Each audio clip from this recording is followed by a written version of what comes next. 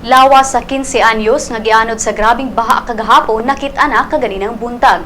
Kauban nato si PO3 Geoffrey Gutwal sa Cebu City Police Office Homicide Section. Sir Geoffrey, asa dapit nakit-a ning si Rowen Abilianeda?